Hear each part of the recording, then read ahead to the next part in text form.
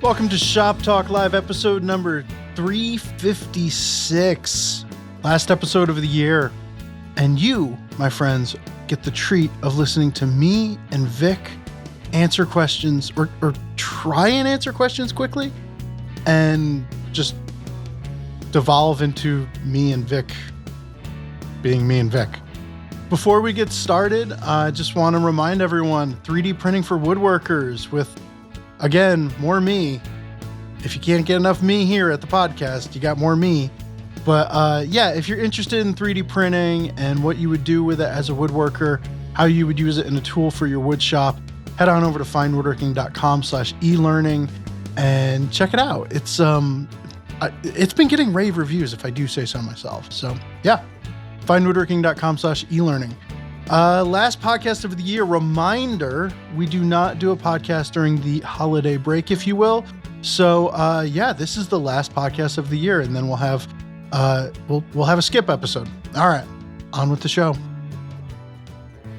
All right, so Vic, thank you so much for coming on. You are not in your home territory, but you still agreed to come on and record with me for this last episode of 2025.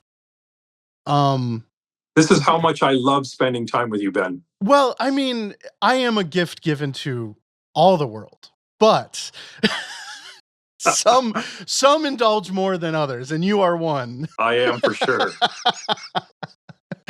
But so, about a month ago or so, Amanda came up with this list with the Discord server of like quick fire questions, and there's a lot of really good questions in here that are like, I don't know if they're going to be so quick. We'll see. But I thought it would be good, or the idea was that we could have a set of questions to fill an episode with and start conversations. And I think it's got to start with you and me because, sure. Yeah, we got to set that bar. If anybody can drag out a simple answer, it's me and you. Listen, we amuse each other. That's all that matters, right? That's all that matters. Yeah. It's an audience of two. All right. So, actually, though, a few of these questions are from me. Because I think I started it on the thing. But from me, Vic, how do you get yourself to accept that you're not sharp right now? Oh. So the first thing that's oddly technical and philosophical at the same time. Yeah. I didn't screw around. No. And so if you're looking for rapid fire, I think you've already thrown a wrench into our plans. But here's what I think. I think that you have to get comfortable with your sharpening technique enough to the point where you don't have a minor panic attack when you think your tools are dull. Okay. Right. Okay. And yeah. So like I know they're dull because they tell me they're dull, right? If I'm pairing with a chisel on end grain, let's say in the case of a dovetail, like if I see I'm starting to get wood fibers pulling out, I know I'm dull. Yeah. Right. And then, but the problem is that it's like, well, you start to have that rationale in your head. It's like, well, it's still cutting and like that surface doesn't really matter. So like, who cares? And then just keep hitting harder. And then it's the same thing with a hand plane. Like the hand plane's a no-brainer because you're getting these beautiful shavings and then all of a sudden it just stops taking those shavings. Yeah. And the only thing that's changed is the fact that your blade has become dull. And then like, I can remember as a beginner, like not wanting to, because I wasn't confident in taking the blade out of the plane and being able to get it back in and like operating the way it took me 20 minutes to get it in the first place. But the only way you can do that is to do it. And so you have to get comfortable with your sharpening technique. I've got it to a point now where, because I use the Tormek, like 95% of what I'm doing is just maintaining an edge using the leather wheel. And I don't have to like regrind or whatever. So it's literally like 10 seconds on the strop. but that you could port that over to like a Japanese stone setup where it's just like I'm just like 10 seconds on an 8,000 grit stone, right? Clean it up, hit the back to remove what little micro burr there is there, and then go back to work, right? And that all goes to like, so like when I teach sharpening, I always tell people you want to grind once and polish forever. Yeah. Right. And the whole idea behind that is that if I catch as soon as I see a little bit of tear out, like from the end grain with my chisel, I stop, go over my Tormek is like, I turn around, it's right there. Boom, I hit it for like 10 seconds. And then now it's cutting fresh again. Right. So what I've done is I've eliminated a lot of the things that can cause a person stress with sharpening, which is like putting it into the jig properly, making sure I got the right angle, make sure I got my, in the case of Japanese water stones, when was the last time I flattened those guys? Like all of that stuff, like I basically done away with all of that. And if I do something catastrophic, like hit the edge of a tool with something hard or whatever, and I get like a chip or whatever, it's like, okay, well then it's like deep breath and then do the remedial work that has to get done. But often enough, it's like just getting comfortable with what you're doing so that you don't get that thought in your mind of like, oh, I don't want to do this. Okay, so my little addition, because I agree with almost everything you said. I wish I was better about like stropping or quickly. And I think that would only for me apply to, I am good with like gouges, carving gouges, doing that.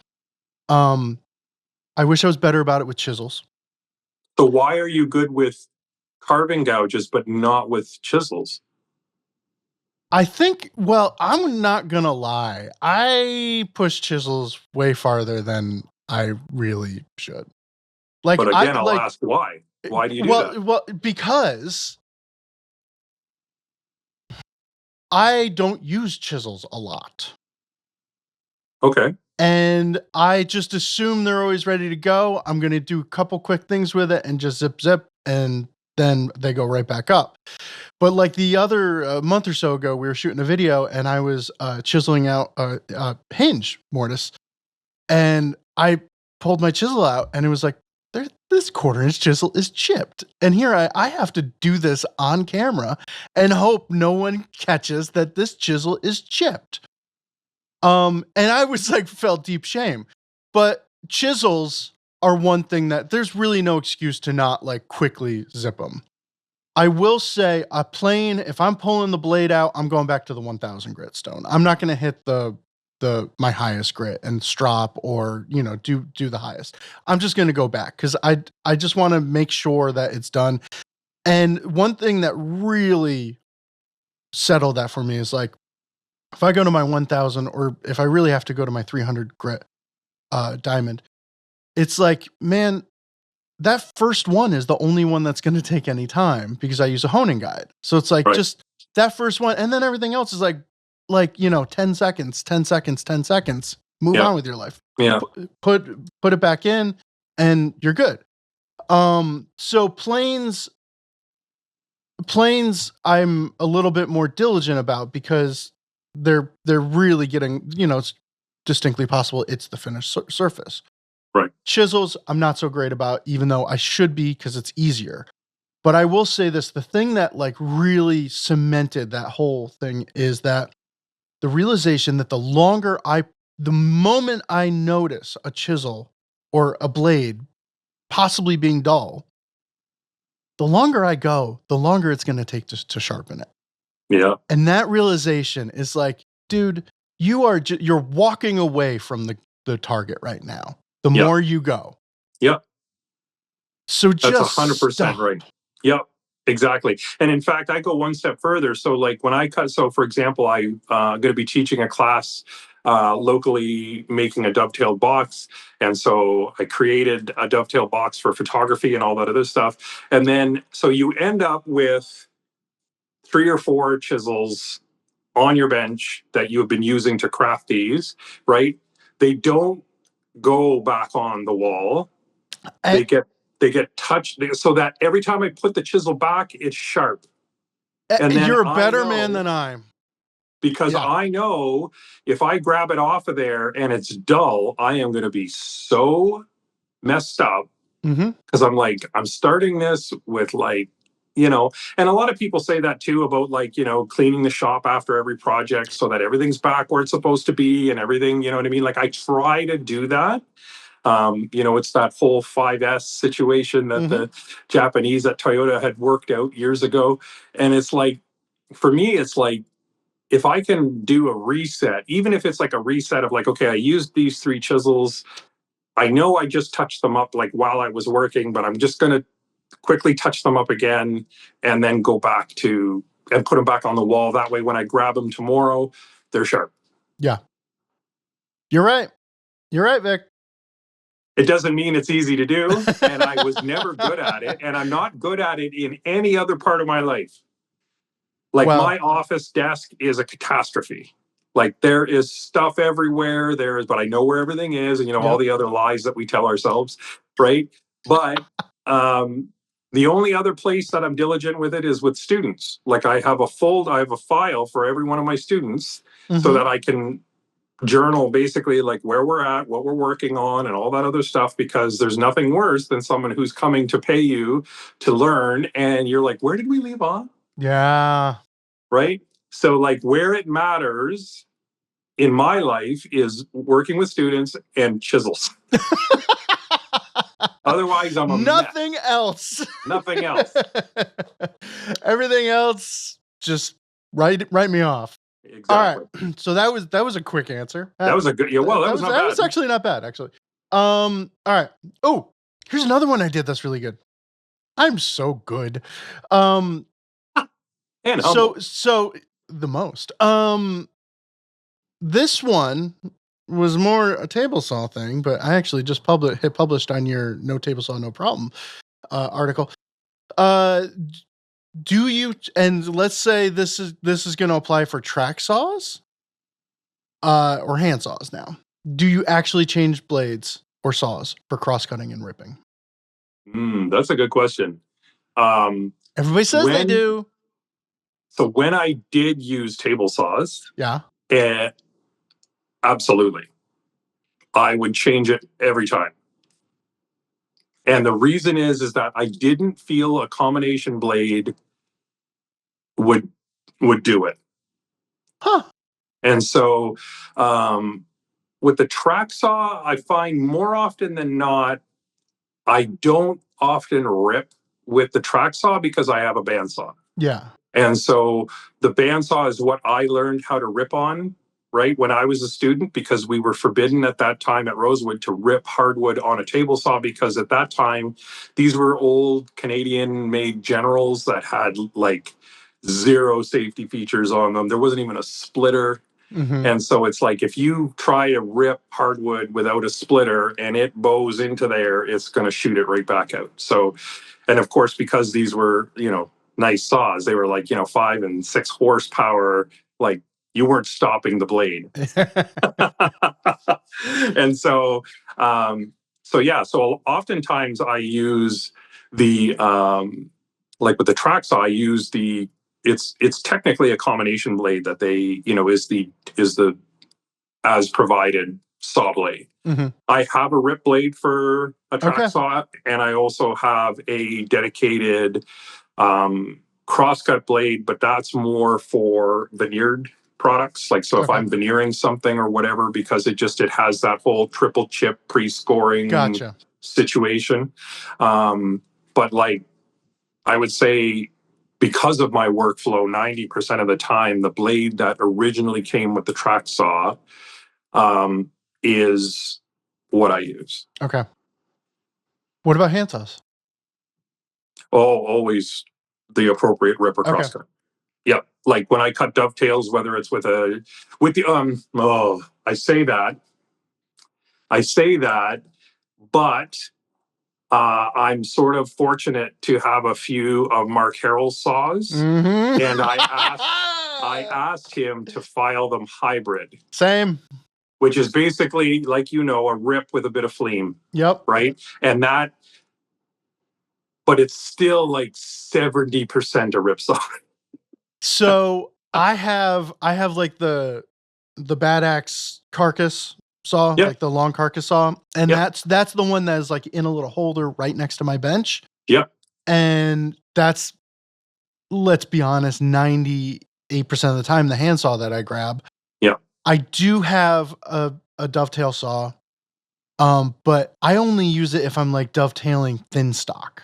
Yep. Because Like I just under don't half like it. inch It's kind of thing. half inch or under. Yeah. That because otherwise the carcass saw is just, I mean, that thing just goes whoop right through thin stock without thinking twice. One pass. It's a little aggressive for that, but yeah, I am a hybrid file fan, and I don't think I've ever switched a table saw blade from rep to crosscut or anything like that.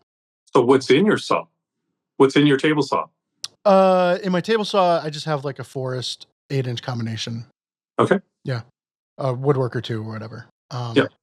And again, since I have like that little weird table saw, getting other blades for it is, I think you can use track saw blades on. Depending, because it's the arbor is the problem. Well, the arbor is the problem on my saw. Right. Yeah. So.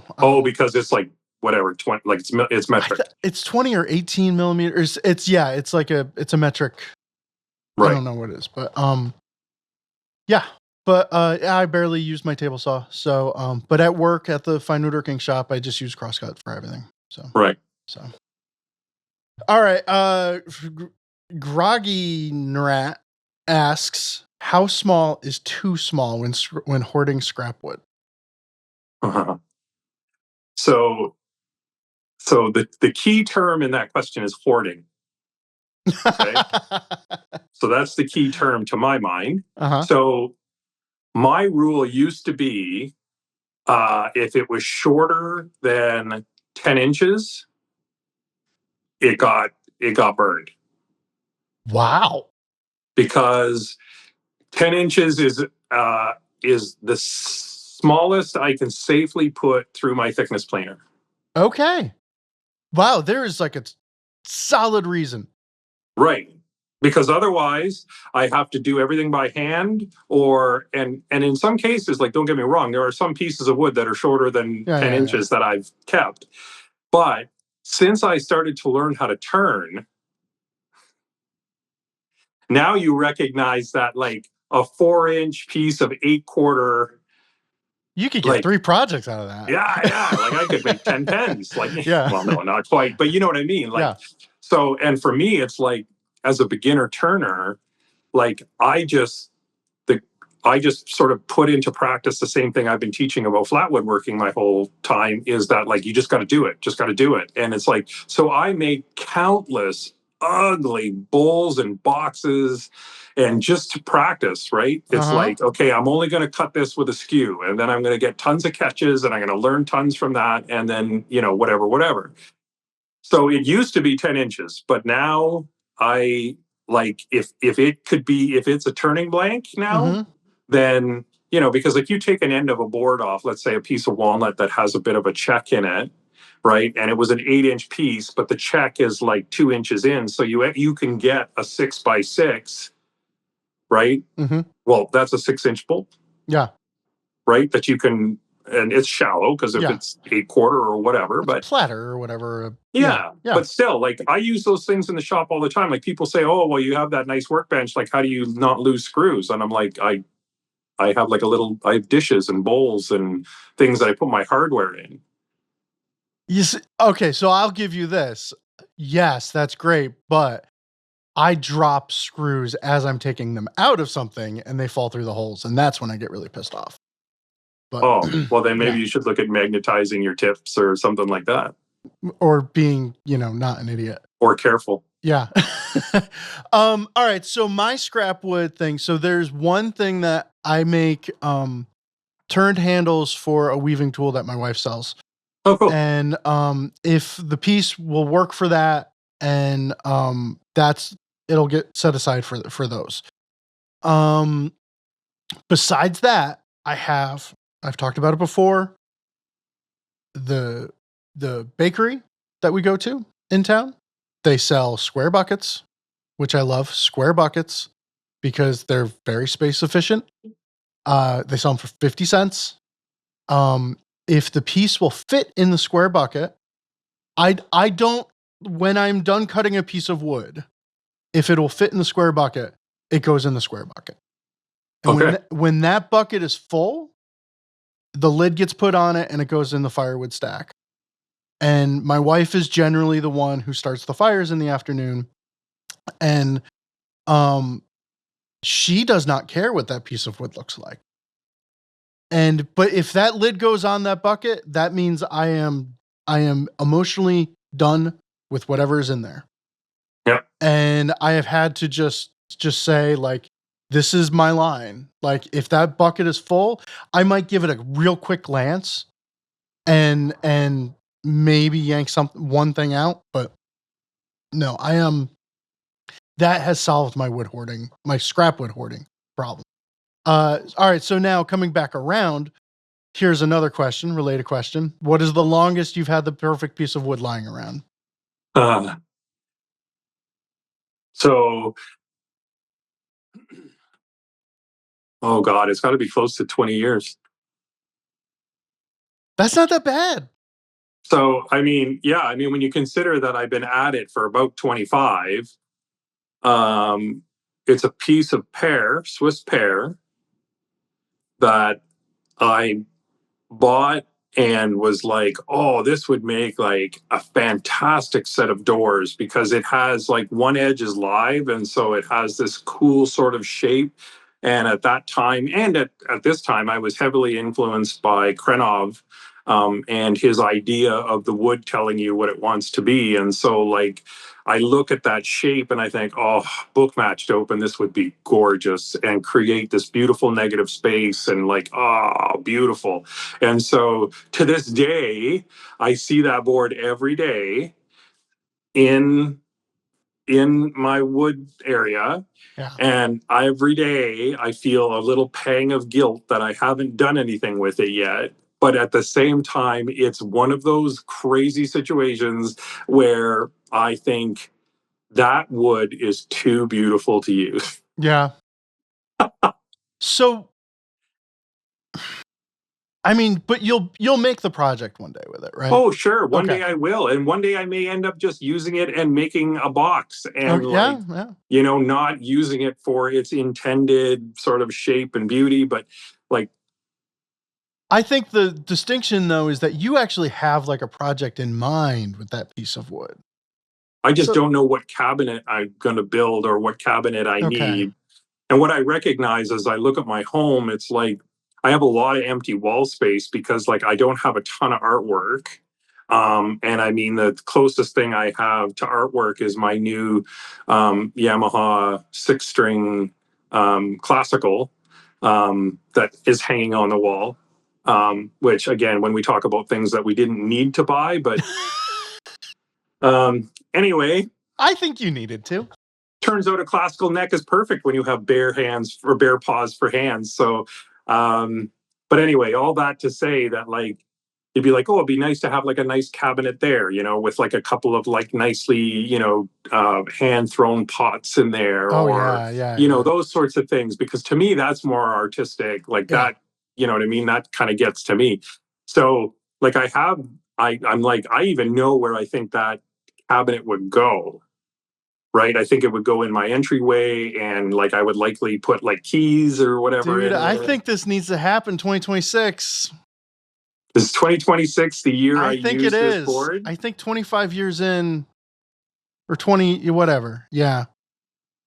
But see, like, I don't think that that's you hoarding a piece of wood, though. I think that's you waiting until you want to make that project. I'm going to be an enableist here, and I'm going to say, good on you. And if you want to make that, but like, I don't think, like, in my head, sometimes it's like that piece of wood lying around is like, I don't, like, all right, here's mine. I have a beautiful piece of like Eastern white pine that is 20 inches wide, mostly clear. I think 10 foot long or something like that. You showed me that board, I think. Yeah, Barry Dima left it here when he moved, and it was like, yoinks, that's mine now. And possession is 9/10. Yeah, I don't know what I'll do with it. I have no clue what I'll do with it. I don't really do anything in pine, and it's just beautiful. Right. And honestly, I should probably give it to a friend. There's another one though that I think if Jeff mixes this, maybe he can confirm or deny. My uncle or my wife's uncle, who's a woodworker, when he found out I was getting into woodworking, when I was getting into woodworking 15 years ago or so, he gave me like a dozen like little 8-inch Jorgensen clamps, Yeah. which are still my most used favorite clamps, and two flamed maple boards. Okay. And I knew at the time I was not ready to use those maple boards. And then they became like this weird thing for me that I moved with and I just stored. And then eventually when I was ready for them, they weren't that magical anymore. They were like, oh, Right. that's just a flame maple board. And it's just, so I think I might have used one of them on the top of a side table. And then another one or two, I think like Jeff is making Mike's traveling tool chest. Oh, cool. And he was like looking for wood. And I was like, use these, and I think that's what he was planning on using for his drawer fronts. And if they are, it's like, I feel like that's the appropriate use for it because I was so scared of the boards, but I'm glad someone's going to use them. And Jeff, if I haven't given them to you, they're yours now. There you go. But yeah, so Proof. it's like I was too afraid of it, but Right. so just, yeah. I'll tell you what I'm more relentless with is actually plywood scraps. A nice piece of Baltic birch, man.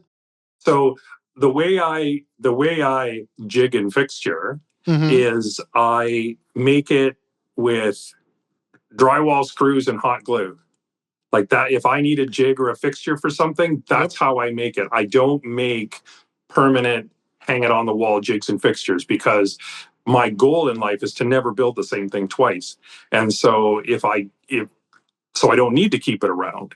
But if I have to make like a jig, like sometimes that 2-inch by 1-inch by 3/4 inch piece of plywood is the perfect fence to put on there to add a Destaco clamp to like lock it in place or whatever. And so I keep more bibs and bobs of plywood than I do hardwood because I find that I use them for stops. I use them like sometimes I'll hot melt glue them to my bench. Although nowadays with the perforated bench and all that other stuff, there's so many places to place stops that I don't do it as often. But I used to like screw pieces of wood to my bench or glue them to my bench. Animal. I know. And people would be like, oh my God, it's your workbench. And it's like, yeah, it's a tool. It'll work. yeah, I'm working at it. I'm not serving cucumber sandwiches to royalty. So, though there's nothing wrong with a good cucumber sandwich, I've come to learn. Yeah, that's a lovely thing. But I'm more inclined to be like relentless with tiny little pieces of plywood. And I have like a box. And then once that box gets overflowing, I take like 5-10 minutes and I just like assess it. And it's like, okay, I got lots of little pieces around this size. I can get rid of a few of those. And because and then that's trash, right? Like you can't burn it. You can't, whatever. So I'm like a little bit more careful about what I throw away when it's. I burn plywood. Yeah. Am I not in your to? House? Well, I mean, we have a wood burning stove, so it's not like going. Oh, right. Wow. That's man. Kindling plywood is like the best kindling ever. All right, Well, it's like super dry, but it's the other issue for me is just like the chimney. I think it gums up your chimney a bit more. Oh, yeah, I'm just using it for fire starter. But okay. Yeah, no, that's not like it's not BTU reasons, but I do we do use plywood as kindling. So did you ever see the video of Ishitani furniture where he takes sawdust and he makes up this paste with paraffin and then he compresses the block. He has this whole system that he made up. And then, because of course he heats his shop with wood and he's in northern Japan. So like it's cold there. Yeah. He's in the mountains.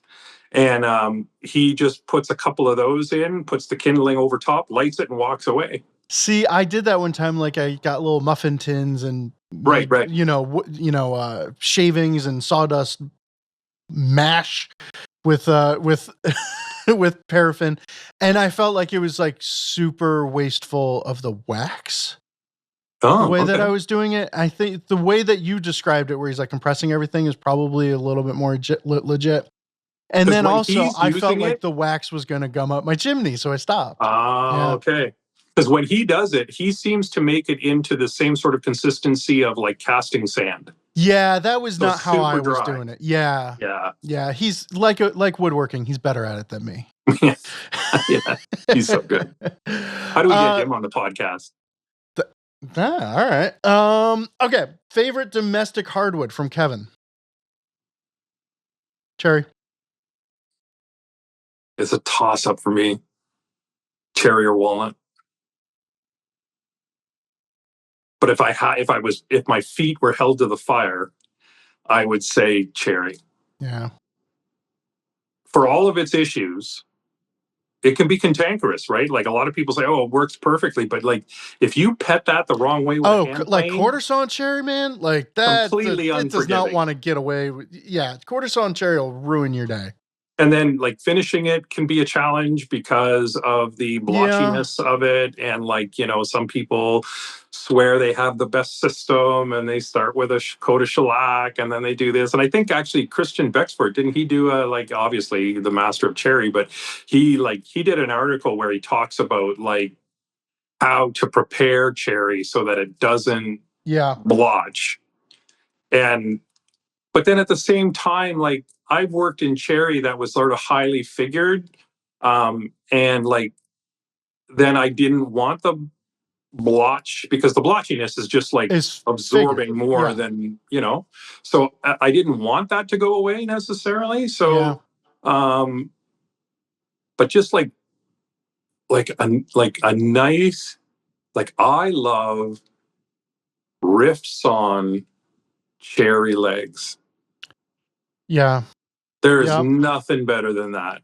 Uh, I will say, with the right piece, riffs on ash, we'll give it a run Oh for its yeah, yeah, money. yeah. And I am going to say right now, yes. Overall, when the book is written on Ben Strano, cherry will probably be the predominant wood. But right now, I'm using all the ash I can, Well, yeah, because it's going to disappear. and I love it. And God, I remember the first time I used ash, I was like, "This is awful. Why would anyone ever do this? Why is everyone always talking about ash?" And it's like, no, dude, you just suck at sharpening.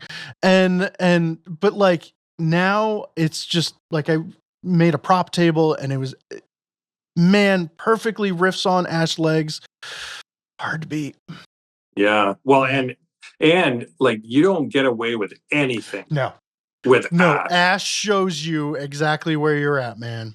Yeah, because if you don't cut that piece out right and you get that little bit of run out, Yep. you're going to see it plain as day. Yep. Whereas Yeah, with cherry, it's a little bit more forgiving. you're right. Cherry, runner up ash. Yes. Okay. I agree with that.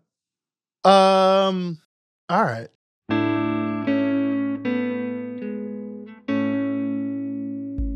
Osborne Wood Products has been serving woodworkers for over 45 years. Osborne offers thousands of products to meet your needs, including unfinished table legs, kitchen island posts, corbels, moldings, and more. Plus, enjoy industry-leading wood species availability with over 14 options. Osborne is committed to partnering for your success, which is why they have no minimum order quantities and same-day shipping on most orders. For December only, Osborne is offering a 20% discount on all Farmhouse Island and table legs. Visit osbornewood.com to take advantage of this amazing deal. OSBORNEWOOD.com.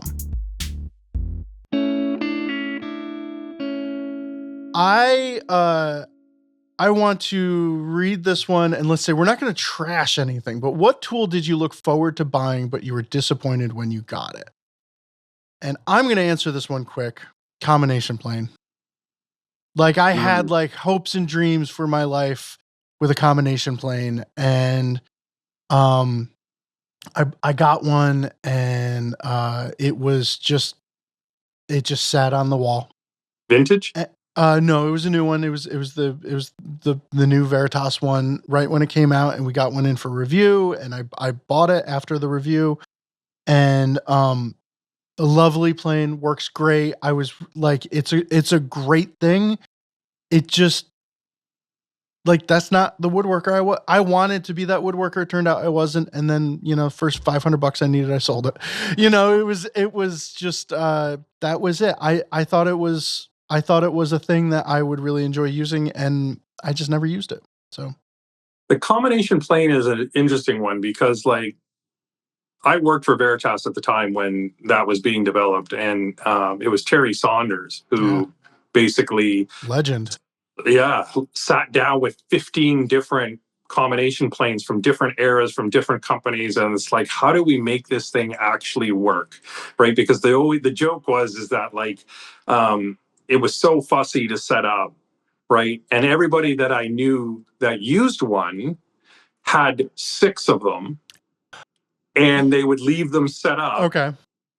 This is my drawer one, this is my carcass one, this is my, all those sorts of things. And it's like, could we make it, because that's part of the heartache about that tool, is that, like, it's the change out time, Mm-hmm. right? Because, like, you have to completely reconfigure it, and to use it. And if you're that person, then you will get an extreme amount of joy out of it, Yeah. because the one thing that they did do is they made the adjustable parts, fences, stops, all that other stuff, more reliable. Yeah. Right. Whereas the original ones were a little shaky, and the fence wasn't always parallel, Start and you had to, moving, and yeah, yeah, it yeah. was a bit of a nuisance. And so, like, poor Terry, he, like, that was a tough one, right? Because he had to make it so that it actually, because my advice was, well, if it's going to work just as good as the originals, then I wouldn't even bother, because, like, they can be had for much less money. Yeah. And oftentimes, the joke was, is the reason why you can find it mint in the box with all the cutters is because people got frustrated with it and didn't use it. Yep. So yeah, like, I never bought a combination plane, because that wasn't the way that I wanted to sort of do things. Um, and I have made wooden planes, like a grooving plane and things Yeah. that, like, that are a consistent size that I use for, whatever, when I want to work that way. Mm-hmm. Um, and sometimes I will build a little something out of, like, and just use all hand tools, right? Just to remind myself that, this is exactly how they did it. This is what they did.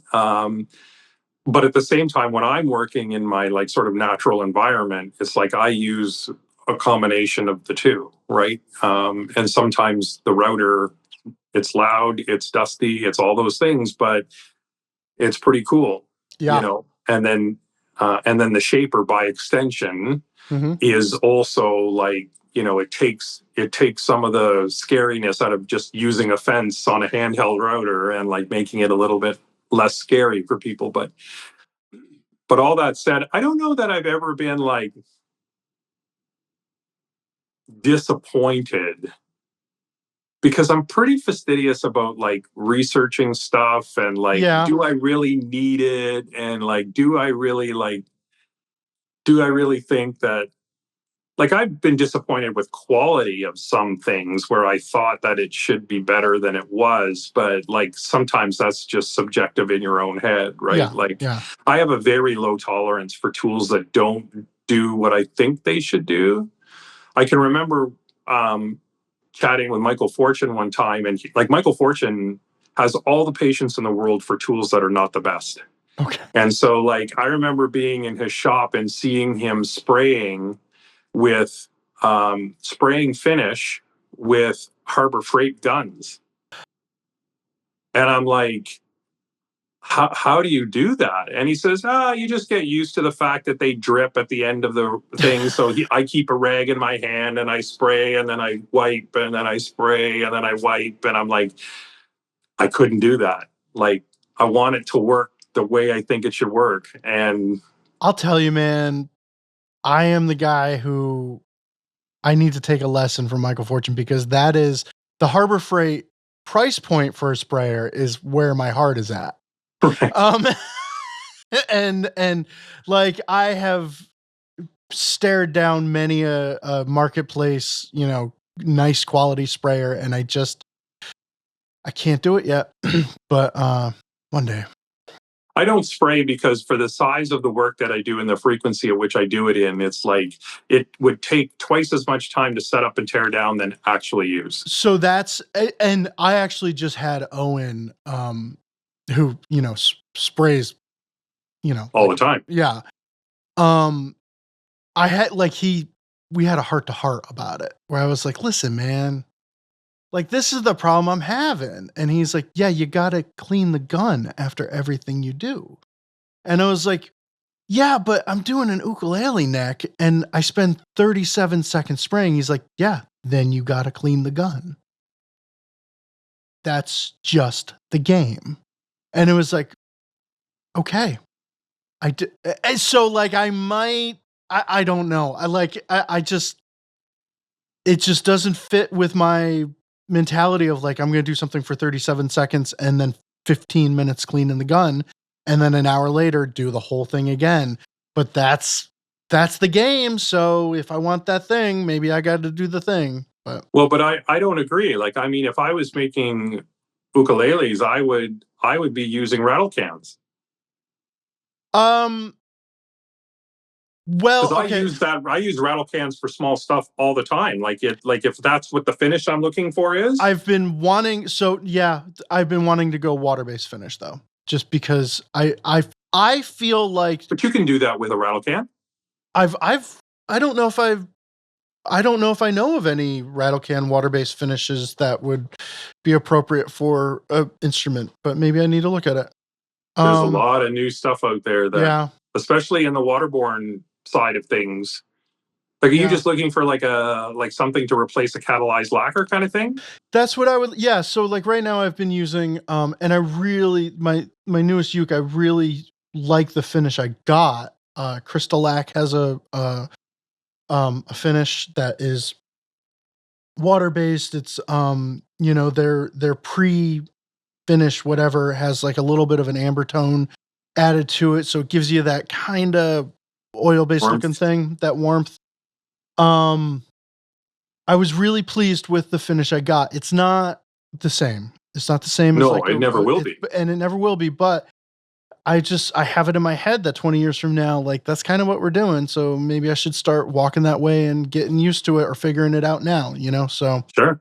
Well, you can always, like, I mean, with a rattle can, you can't, but like, you can't add toner or whatever. But like, I could rattle can toner. Oh, like if I went rattle can lacquer, right, I could rattle can toner on it, right. So yeah, I think we got well off subject there.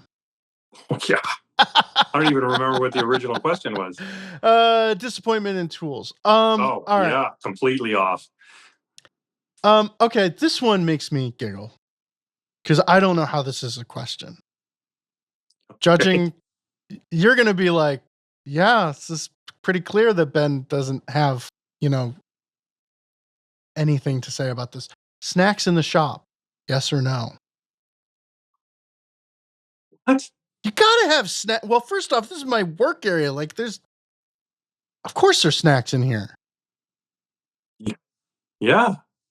Okay. I mean, like, I think it depends on how much time you spend in the shop, right? Like, you leave your house in the morning and you come out to your shop and you spend the day in there and stuff. Yeah. And it's like, you go in for lunch, I presume. I eat lunch out here most of the time. Oh, do you? Okay. Yeah.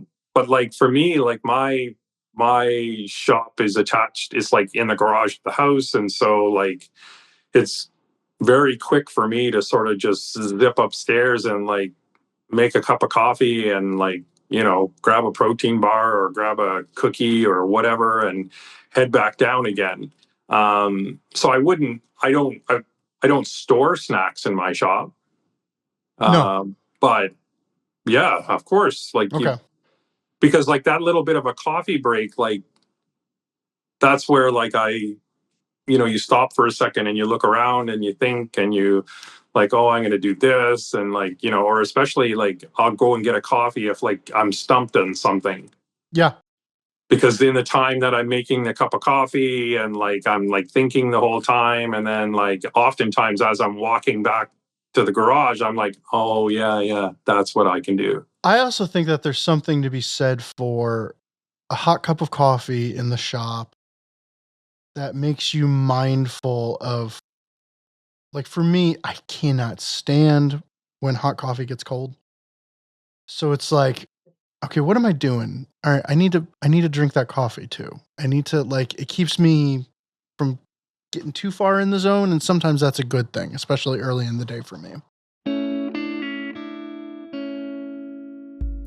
You know, when you're working on a project in the shop, putting in hours of effort, measuring, cutting, sanding, the last thing you want is for your project to come apart because the glue didn't hold. Trust me, I've had it happen. That's why you should keep a bottle of Gorilla Wood Glue on the bench. It's non-foaming, cleans up with water, and dries a natural color. And of course, there's the reliable Gorilla strength you can always trust. The bond is actually stronger than the wood itself. Also, look for Gorilla Wood Filler for strong, durable repairs with high performance stainability, paintability, and sandability. You're left with a professional looking finished project every time. Gorilla is strong enough for the pro and easy enough for the beginner. Regardless of the user or the job, every bond is built by you, backed by Gorilla.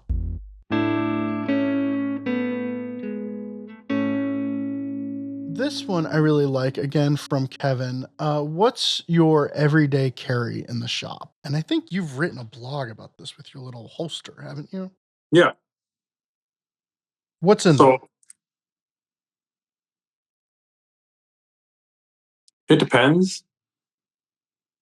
Oh, I thought it was a very set thing for you. Well, it was at one point. And then what I realized about that is that I use different I need different tools accessible quickly at different phases of the build. So like when I am processing material to make parts, like I need a measuring tape and I need a lumber crayon, and the most fidelity, like the lumber crayon is about the highest fidelity tool that I need at that point. Yeah, okay. And so I have a little pouch that was made by Leather by Dragonfly, Okay. and it was made in conjunction with Brian Sedgley from Festool. Oh, okay. It's called the Sedge. Okay. And it's basically this small tool pouch that has like a main compartment, and then it has a few outer compartments. It's got some magnets laid into it, so you can like quickly put like a. So when you work with a lot of Festool, you learn to keep a 4 and a 5 mil hex on you at all times because Oh. that's what they use. And so it has a spot for a marking gauge, right? It has like a slightly different shaped pouch for that. So oftentimes what I'll do is I'll use like I take tools out of it, but then I put tools into it. Okay. Right. So it's like if I then go on to the joinery phase, well, oftentimes like I have a couple of very specific tools and squares and things that I use all the time. And so then like that's what's in there. And then if I'm working, like if I'm building something in the house, right, same thing. Like I can take everything out of that and like, put like a couple of like electrician screwdrivers and Yeah. lineman cutters and stuff like that in it, and it works equally as well. Um, so like I don't think I have like an everyday carry, like Okay. something that is like always on me. Actually, if I'm gonna say the best thing I ever bought was a clip for my belt that allows me to hang my ear defenders on them. Oh. So people that go to ranges and stuff like Yeah, that, yeah, yeah, yeah, yeah, yeah. I don't know if that's a big thing in the US or not, but Never heard of it. no, okay. Yeah. But yeah, like it's just basically a clip with a like flexible plastic bit that you can like push out of the way and then hang your ear defenders on. I'm very fastidious because I have hearing problems because of noise from my past. I can't like I can't stop the tinnitus and the sound that I hear in my head, but I can prevent it from getting worse. And so, like, even like, you know how when you like use the chop saw and you just like quickly, oh, it's just a quick cut. Well, for me, I can't do that because it's just going to lead to more and more problems, and neither should anybody else, really, if you're concerned at all about your hearing. So I always have my ear defenders like boom right there every time. I've got my earmuffs that live on the bandsaw, and that's because that's the big problem child for me. I have gotten to the point where it is 90% of the time I'm using earbuds or what are the AirPods? Whatever. AirPods, yeah. AirPods. I've started to realize that those things are actually really good at muffling sound. They're good for consistent sounds. They're not great for percussive things. They're not great for and then there's some things that are just too dang loud. CNC is one that's like, nope, that's not cutting it. You know, like heavy router use. Nope, just put the earmuffs on, dude. Like do the thing. I don't think that they're a replacement. I think that they're a good like they're the shop apron. You don't need to have it on you all the time, but you might as well. Right. All right. Yeah. Everyday carry for me, I just about I don't know if anyone noticed, but I now always have a mechanical pencil in my breast pocket and a ruler in my breast pocket everywhere I go. And like I don't right now at this moment, and it's throwing me right now while we're recording a podcast. Those two things are just stone cold everyday carry. I also have that Myrock. I got it because you got one. That knife, the Stanley blade knife pocket thing. You know, that is an everyday carry thing for me. But then also shop wise, if I'm in woodworking mode, I generally have a card scraper on me.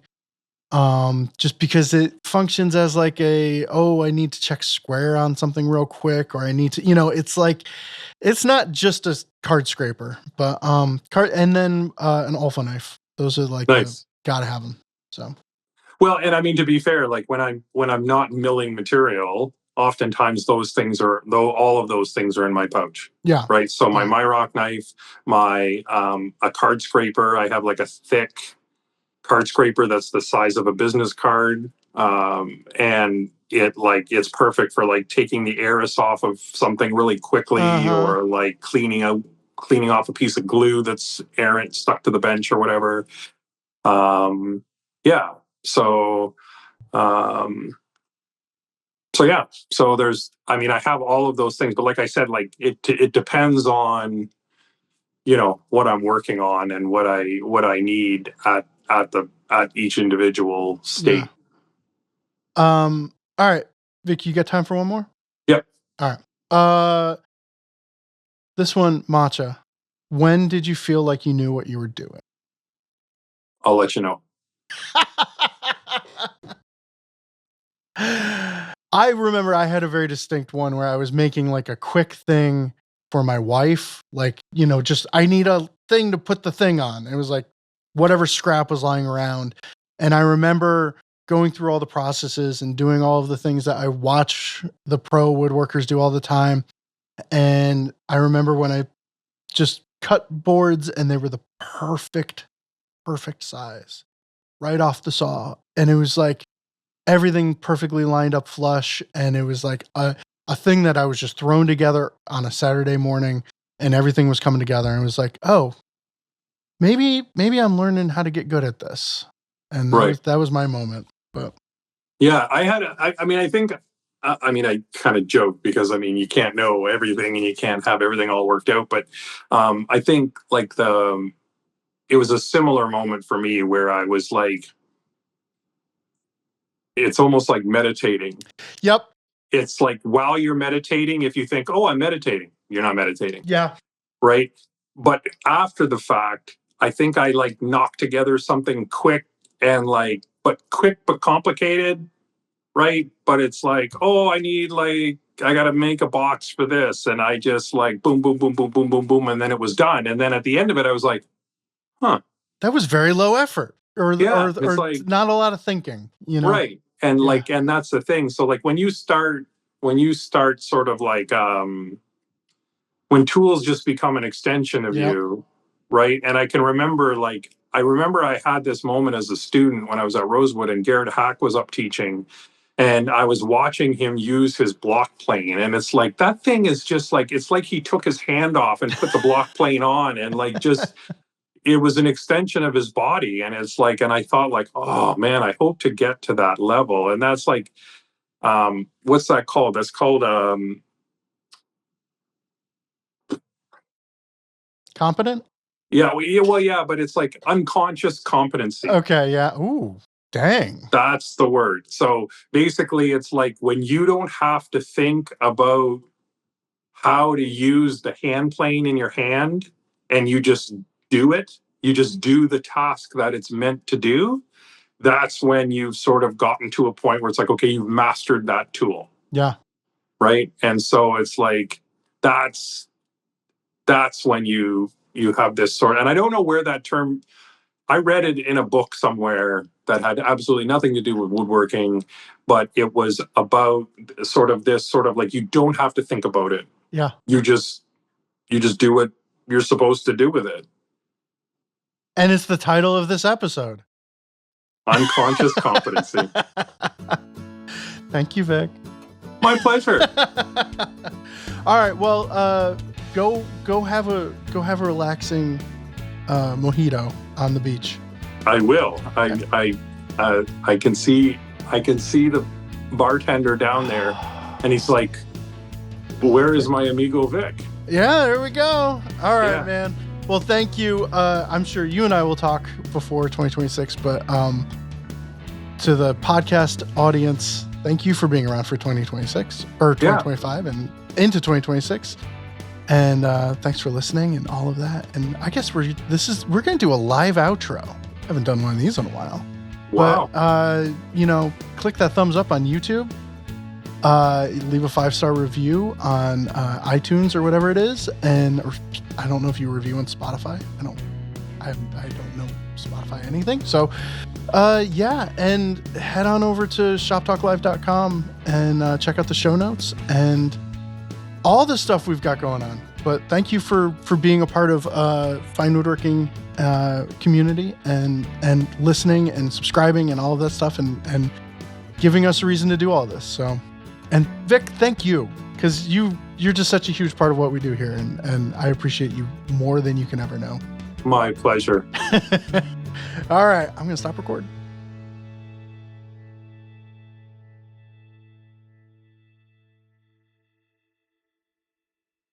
It's going to get hard. It's going to be hard to get out of the habit of having a mimosa for breakfast.